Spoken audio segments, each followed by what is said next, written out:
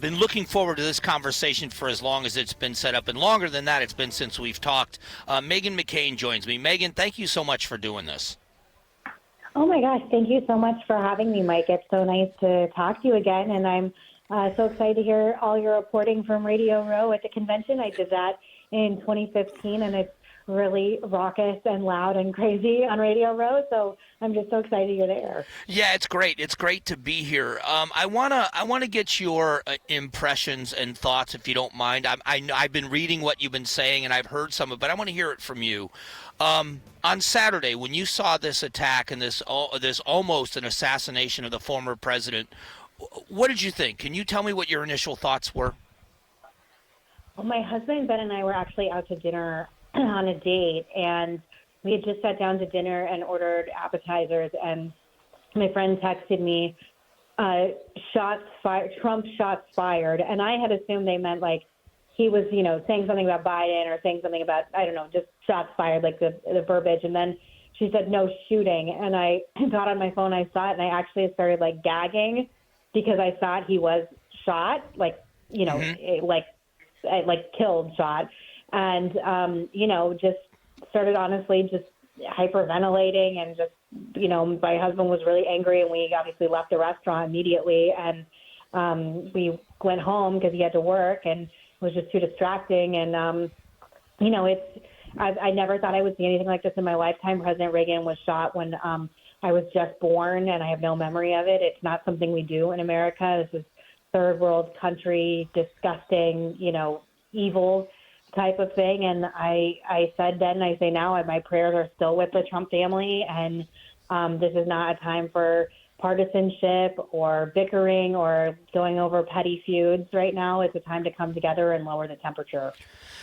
And coming from you, I think that is a massive statement. You and I have had private conversations, but you've been very public about it. The rift, the animosity between your father and Donald Trump, the person. There were political differences. There were a lot of things that were said that even I pushed back very heavily against that the former president said about your father. But you have always been that kind of a person, at least in my mind, that you differentiate between a political opinion and things that are said and personal things. Can we get back to civility? Do you believe there's a chance where we can passionately disagree on issues and yet still remain respectful? Yeah, I mean, I actually find that like individual Americans are much better at this than pundits and people in politics.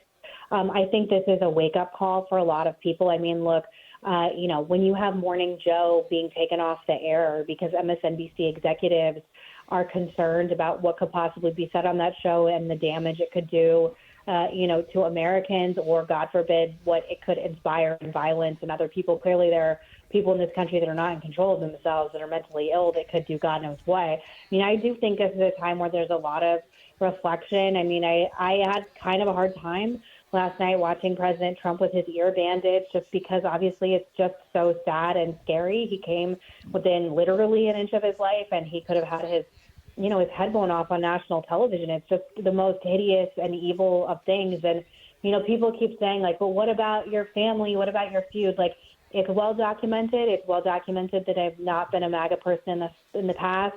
I'm not a MAGA person now, but it's not about that. It's about what's good for the country. And no matter our political differences, which are, intense sometimes, we're talking about like human life and decency and sanctity of what it means to be an American. And I'm not going to get into the sewer with people saying that I should somehow be feeling differently. I cannot imagine what it would be like to watch your dad be shot on national television. So right now, I just want peace for this entire country.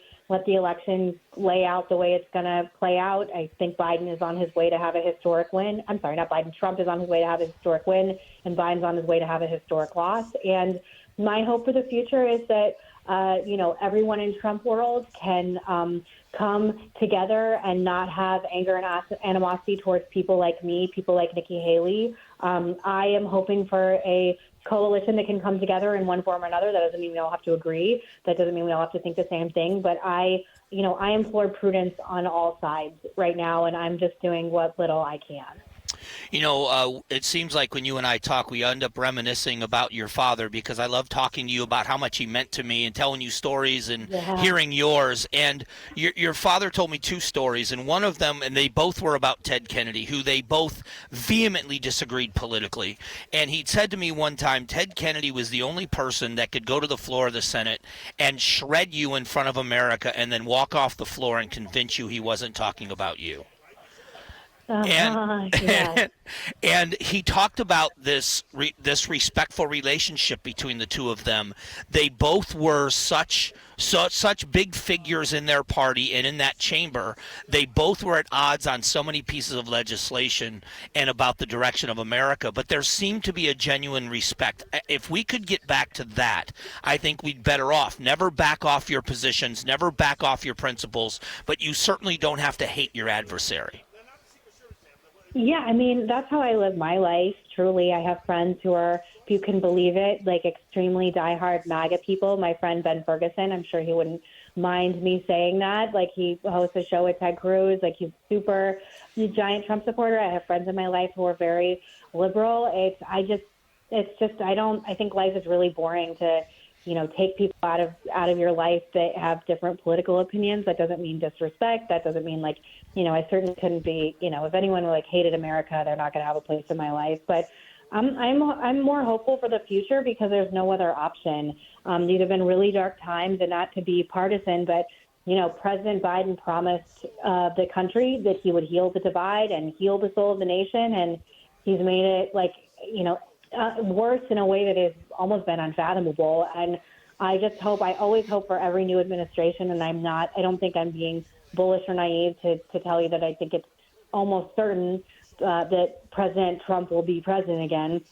I'm just hoping for a sea change in this country, and I'm hoping that, what we saw last night was clearly a more tempered President Trump. He looked calm. He looked emotional. I'm hoping that maybe this moment will be one on the MAGA side as well to, come together and not make it personal and not throw cheap shots at people. And I personally am hoping that what has been done between our families will end. That doesn't mean all is forgiven, and I won't, always defend my dad and love him vociferously. And that doesn't mean that, I will ever forget. But I think it would be healthy for everyone in the country to move on just personally from our family feud.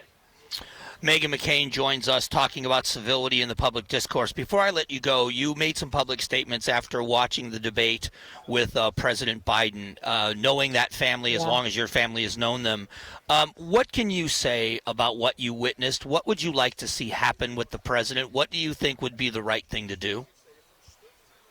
So I haven't spoken with President Biden personally since their team asked me to endorse him at the convention in 2020, and I said no. So I haven't talked to him in almost 4 years. I will say that I was shocked and deeply saddened watching the debate. Any person who has been a caregiver for a parent or a loved one that has had any kind of cognitive decline, I have. Obviously, my dad had brain cancer. There are signs and things that you can just tell if you've been around it enough. I'm not a doctor, but I know some of the things that I'm seeing, and he is clear that he is sick, that he is not well. I cannot understand for the life of me why his family is continuing to humiliate him and hurt his legacy. I thought it would have been best for him to step aside, not only for the good of the Democratic Party and their future, but just for the good of the country. It is not appropriate for the American public to be put in a position where we have to monitor our president's health. I think it's absolutely, gross and psychotic. I think that Jill Biden will be remembered very poorly going forward in American history, and I just think it's a tragedy. I think it is so sad. It is so hard to watch. It's very taxing. The American public at large has been through so much the last month, the past 3 weeks, with Biden's debate performance and obviously the assassination attempt on Trump. And, I think at a certain point it's very selfish for them to stay in the race. But, from all reports and things that I have heard is that they will not be talked out of it, that he will be the presidential nominee. And they're on a kamikaze mission. I mean, he is going to lose. Again, nothing's over until the final round of Jeopardy. But, I cannot foresee a situation where President Biden can win at this point. And it's in no small part to their own doing of I believe is malfeasance and deception in regards to exactly what is wrong with his health. I mean, the New York Times reporting that the #1 specialist in Parkinson's visited the White House 8 times. There are legitimate questions to be asked about why that happened. Yeah, Meghan, I always appreciate your candor and always appreciate your insight, and I look forward to talking to you again soon. I love you so much, and I just think that you're like the greatest host, and Arizona's so lucky to have you, and thank you so much for having me on, and my dad loved you so much, and I really wish you just, I hope you have the best time at the convention, and it's not all just, dark and sadness, and I really hope for, brighter days for the country going forward, and I just got back from Arizona, and I'm so homesick to go back already. Thanks, Meghan. Great talking to you. That's Meghan McCain spending a few moments with us.